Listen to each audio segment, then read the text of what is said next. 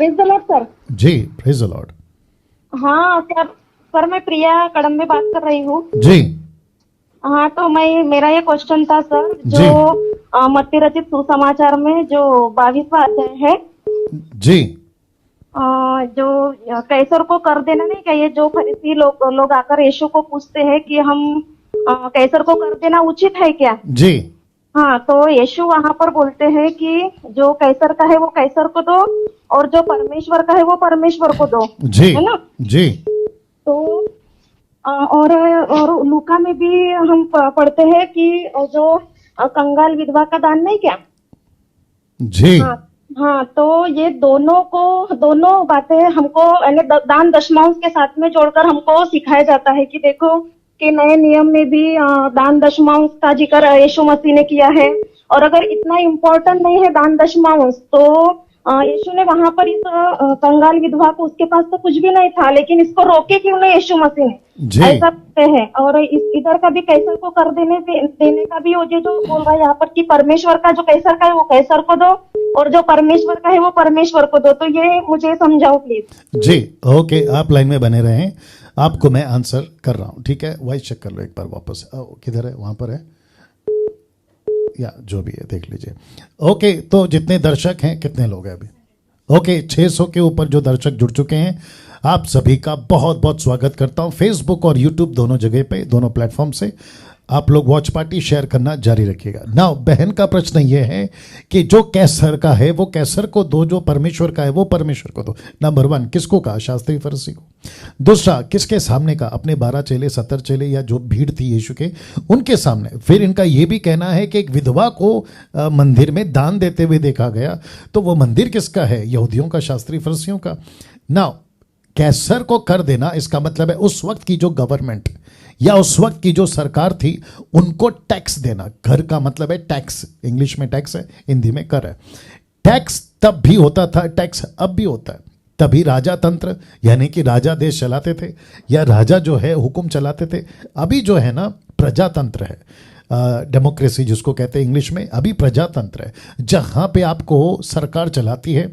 अगर बीजेपी अभी ruling party है तो उनके अपनी कैबिनेट्स है, फिर उसके बाद में अपना अपना उनका क्या कहते हैं रिस्पॉन्सिबिलिटीज है, वो चाहे पुलिस हो, आर्मी हो, नेवी हो, मिलिट्री हो, उन सबको चलाना है क्योंकि देश की रक्षा करना है। फिर उसके बाद में बहुत सारी सुविधाएं हैं जो सरकार अपनी तरफ से देती है, लेकिन प्रश्न उठता है कि सरकार के पास पैसा कहाँ से आएगा। तो सरकार ने क्या कहा है कि आप अपना टैक्स दो, आप यहाँ बिजनेस करते हो, नौकरी करते हो, आप बैंक में पैसा रखते हो, आप यहाँ पे जो भी लेन देन करते हो, आपको इसकी छूट है क्योंकि आप भारत के नागरिक हैं। वैसे ही अदर कंट्रीज के जो नागरिक होते हैं उन सभी को वहाँ का सरकार को अपना अपना कर या टैक्स देना होता है।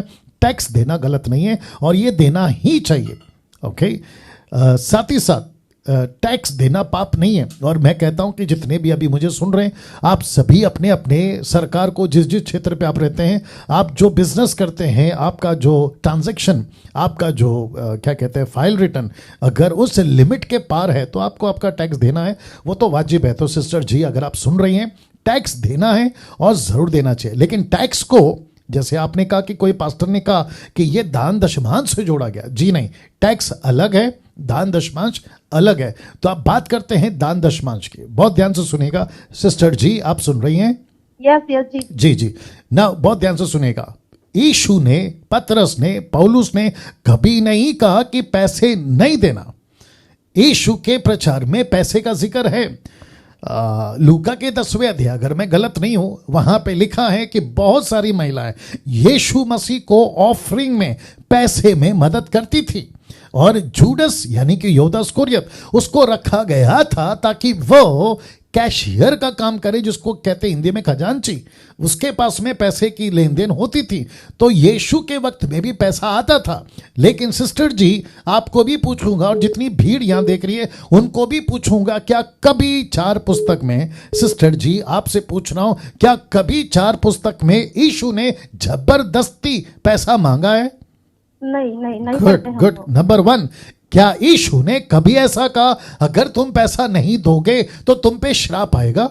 नहीं नहीं पढ़ते हैं। वंडरफुल। आप जितने भी साल से बाइबल पढ़ रही हैं मुझे नहीं पता, और जितने दर्शक देख रहे हैं आप भी अगर बाइबल को पढ़ते हैं, पतरस, पौलुस, फिलिप, ये जितने भी लोग थे, और उसके आगे यूहन्ना की पुस्तक, यूदा की पुस्तक, इन सभी, याकूब की पुस्तक, इन सभी ने कभी किसी प्रकार के उस वक्त के लोगों पर जोर जबरदस्ती नहीं डाला। तो दूसरा कुरिन्थियों की किताब उसका 9वां अध्याय वचन 7, 2 Corinthians chapter 9 verse 7 लिखा है, जो भी दे अपनी मर्जी से दे।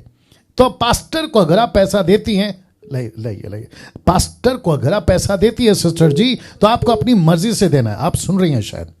जी जी सर जी। और जिसको भी 2 Corinthians 9 का 7, आप जिसको भी पैसा देना चाहें आपको अपनी मर्जी से देना। एक वचन पढ़ रहा हूं जो कि उचित है पढ़ना। लिखा है जी, या कहां गया?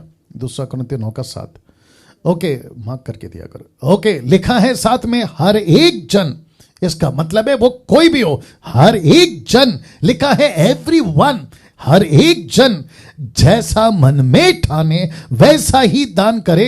लिखा है आगे, ना कुड़कुड़ के ना दबाव से, क्योंकि परमेश्वर हर्ष से देने वालों से प्रेम रखता है। तो इसका मतलब क्या हुआ? इसका मतलब यह हुआ कि हम सभी को पैसे, ऑफरिंग, जो भी देना है अपनी मर्जी से देंगे। सिस्टर जी, आपसे और एक बार प्रश्न पूछूंगा, आप अगर लाइन पे हैं। Yes sir. जी, उस विधवा ने कितना दिया? उसने 2 दमड़ी। ठीक है, धनवान ने कितना दिया? धनवान ने बहुत बहुत दिया। हाँ ओके, बहुत दिया। तो जीसस ने किसको कहा कि सबसे ज्यादा दिया? जिसने, विधवा ने कम और धनवान ने ज्यादा। अगर दूसरी पब्लिक होती तो वो क्या कहती कि सबसे बाजी मार गया धनवान। क्यों? क्योंकि उसने सबसे ज्यादा दिया। तो यहां पे पॉइंट ज्यादा देने का है या किस दिल से देते उसके ऊपर है। बड़े हृदय से देने का है। एग्जैक्टली। लेकिन आजकल क्या चल रहा है? बढ़ा देंगे तो उसको ज्यादा आशीष मिलेगी। अब आप समझ गए? Yes yes. अगर 2 दमड़ी दे दिया ना आज के पास्टरों को, तो क्या कहते हैं, अरे ये क्या दिया? तो इसका जी, तो इसका मतलब क्या हुआ? यीशु कहता है कि मुझे पैसा नहीं देखना है, कौन कैसा दे रहा है वो देखना है। जी सर, जी right. I hope you got the answer. ठीक है, सर सर। तो और टैक्स एक बार जी जी जी जी जी मैं बोलना चाहती हूँ आपसे जी जी जी सर। बहुत है ना, जैसा ये मेरा क्वेश्चन नहीं था सर, लेकिन ये हम जिस कलीसिया में जाते थे तो वो जी। कलीसिया में जो एकदम ऐसा, मैंने दान दशमांश के ऊपर उनसे बात की कि ये पास्टर बोलते हैं कि हर महीना दशमांश देना ही है, देना ही है, नहीं तो तुम चोरी करते हो परमेश्वर के राज्य में, जी है ना?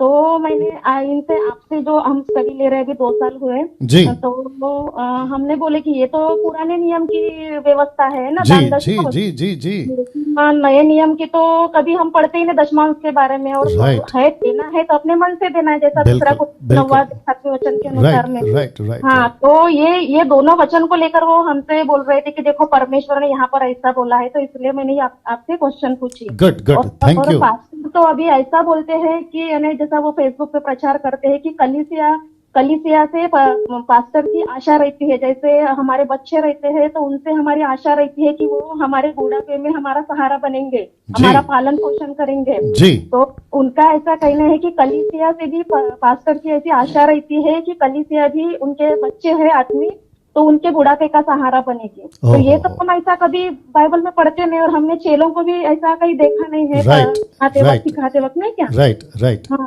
तो वो ऐसा सिखाते हैं, तो उनके लिए मेरा ये क्वेश्चन था। राइट, ठीक है। बट आप शांत हो जाए, मैं वापस कह देता हूँ। देखिए जितने दर्शक हैं, कितने हैं अभी? ओके, 900 के ऊपर लोग अभी देख रहे हैं। मैं आपको भी कहता चलूं, जो कोई पास्टर अगर कहता है कि मेरी देख रेख करो, जैसे इस बहन ने कहा, मैं आप मेरे बच्चे हैं, मैं आपका पिता हूं, जैसे बच्चे माता पिता को आगे जाके पालते हैं वैसे मैं पास्टर हूं तो मुझे पालो। इसको कहते हैं पेट की सेवा। किसकी सेवा? पेट की सेवा, पैसे की सेवा, पेट की सेवा। रोमियो किताब 16 अध्याय वचन 17 से आगे आप लोगों ने देखा होगा, पौलुस कहते हैं ये पेट की सेवा करते हैं। ऐसे, बात ध्यान से सुनना, मैं यहाँ पे सख्ती से बात करूंगा, ऐसे किसी पास्टर को अगर चर्च में आके ये अनाउंसमेंट करता है, अगर कोई पास्टर देख रहा है, मैं आपको भी कह दूं, आप बहुत गलत कर रहे हैं, आपको बहुत बड़ा न्याय देना पड़ेगा। यीशु आपसे पूछेगा तुमने मेरी भेड़ों को नोच नोच के क्यों खाया? पैसा आपका नहीं है, पैसा यीशु का है, पैसा यीशु की सेविकाई का है। आपको पैसे के लिए सेवा कर रहे थे आप अभी तक? पैसे के लिए सेवक बने थे आप? जिसके चलते मुझे आज एक लगता है विदेश से कॉल आया था, मुझसे कहा गया, आई थिंक भारत से था वो कॉल, मुझसे कहा गया कि एक ऐसी ऑर्गेनाइजेशन है, वहाँ का पास्टर चर्च का टोटल पैसा उठा कर ले गया और उसने अच्छा खासा घर बना लिया, और वो कहता है कि ये पैसा मेरा है। कॉन्सेप्ट कहाँ से है? ओल्ड टेस्टमेंट से।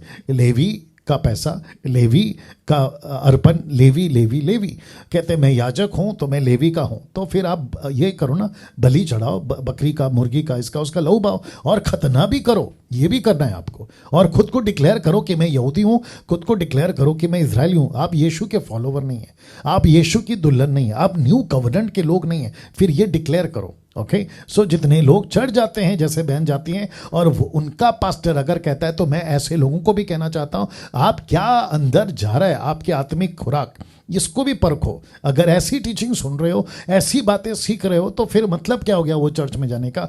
और एक चीज क्लियर करता हूं, सिस्टर लाइन पे बने रहिए, ठीक है ना। और एक चीज क्लियर करता हूं, एक ने मुझे आज कॉल करके पूछा, बोला पास्टर डैनियल, एक चर्च में गई थी, बपतिस्मा हो गया, लेकिन कुछ गड़बड़ के चलते मैंने चर्च छोड़ के दूसरा चर्च ज्वाइन किया, तो क्या मुझे वहां अलग से बपतिस्मा लेना है? मैंने उस बहन को कहा, बहुत ध्यान से सुनिएगा आप लोग, मैंने उस बहन से कहा, आपका फेथ जिस दिन आता है वो यूनिवर्सल है, आप यीशु के पीछे चलती हैं वो यूनिवर्सल है, आप बपतिस्मा लेती हैं वो यूनिवर्सल है। यूनिवर्सल मतलब आप समझ गए, एक कलीसिया जिसको कहते हैं विश्वव्यापी, जिसका जिक्र 1 कुरिन्थियों 1:10 में पौलुस कहता है कि तुम एक विश्वास, एक मत, एक ही बात करो, जिसको कहते हैं वन डिनोमिनेशन। ये कौन सा है? यीशु का यूनिवर्सल चर्च। तो बपतिस्मा जिस दिन आपका होता है, कहीं पे भी होता है, किसी भी चर्च में होता है, लेकिन उसकी गिनती होती है यीशु के चर्च में। तो बपतिस्मा यीशु के साथ, यीशु के पीछे चलना, यीशु की यूनिवर्सल चर्च में आपको जब यीशु न्याय करेगा ना, सिस्टर ध्यान से सुनिएगा, जब यीशु न्याय करेगा ना, ये नहीं पूछेगा अरे बैप्टिस्ट वाले इधर आओ, अरे कैरिस्मेटिक वाले इधर आओ, अरे पेंटिकोस्टल वाले इधर आओ, नहीं, वो कहेगा मेरा बेटा मेरी बेटी इधर आओ, जो तुम मुझे फॉलो करते थे इधर आओ, ऐसा कहेगा। तो इसको दिमाग में रखिए, आप किसी के फॉलोवर नहीं है, आप यीशु के फॉलोवर है। मैं यहां पे जो बात कर रहा हूं ना, उसी बिहाफ से बात कर रहा हूं। और एक चीज क्लियर कर देता हूं, क्योंकि बहुत अच्छी बात हो रही है। कुछ लोग कहते हैं पास्टर डैनियल चर्च मेरा है, मैं यहाँ का पास्टर हूँ, आप कौन होते हैं, मतलब डैनियल राज कौन होता है? तो फिर मैं पूछूंगा, पतरस का चर्च अलग था, फिलिप का चर्च अलग था, पौलुस का चर्च अलग था, इन सब की जो पत्रियां आप पढ़ते ना, इन सब का अलग अलग था, तो फिर एक साथ बाइबल में डाल के पढ़ते क्यों हो? तो ऐसे करो ना, जैसे पौलुस कहता है, क्या मसीह बट गया है? पहला कुरिन्थियों 1:10, क्या मसीह बट गया है? कोई कहता है मैं कैफा का हूं, कोई कहता है मैं पौलुस का, कोई मसीह का। मसीह बट गया है क्या? खुद कहता है। मैं जिस बिहाफ में बात कर रहा हूं, वो यूनिवर्सल चर्च के बिहाफ में बात कर रहा हूं। तो मत बिगाड़ो चीजों को। ऑफरिंग देखो, आप पास्टर हो ना, आप मिनिस्टर हो ना, परमेश्वर आपका ध्यान रखेगा। परमेश्वर ने अगर आपको बुला दिए, दर्शन दिया है, दर्शन के साथ में वो आपका प्रोविजन भी देगा। आपको जो चाहिए प्रभु देगा। भीख मांगने वाली आदत आप में कहां से आ गई? हर संडे ऑनलाइन चर्च, अपना अकाउंट नंबर बांटना, नीचे स्क्रॉल चलते रहता है, ये क्यों? परमेश्वर की सेविकाएं कर रहे हो तो परमेश्वर के दम पे करो, पब्लिक के पैसे के दम पे नहीं। आई होप आप समझ गए सिस्टर। जी सर, जी या गॉड ब्लेस यू सिस्टर। कर रहे हो सर, जो आपने ये मसीह मंथन वगैरह स्टार्ट किया, हमने बहुत जी। और हम 10 साल से चर्च में जा रहे थे, 10-12 साल हो गए, हमारा पूरा परिवार चर्च में जा रहा था, लेकिन कुछ हम परमेश्वर को सही रीति से जान ही नहीं पा रहे थे। लेकिन अभी 2 साल से बहुत हमारा विश्वास भी बढ़ रहा है जी। और परमेश्वर को सही रीति से जान रहे, परमेश्वर का राज्य क्या है, परमेश्वर क्या है, हम सही रीति से जान रहे हैं। और आपके टीचिंग के कारण सर जी बहुत शुक्रिया, काम कर रहे हैं, और मसीह मंथन भी बहुत अच्छा काम कर रहे हैं। जी बहुत शुक्रिया, थैंक यू।